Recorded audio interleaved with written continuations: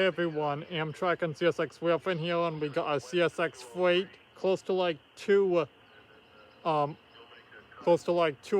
2:01.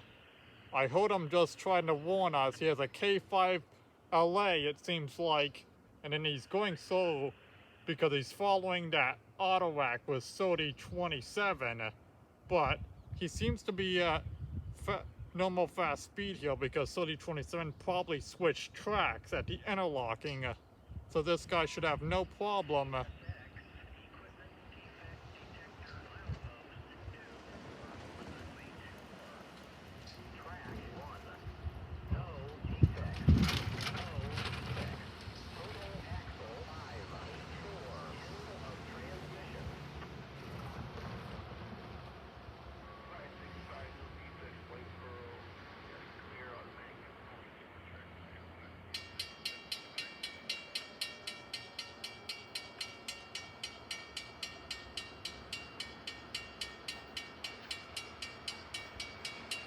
He's a fast stacker, it seems.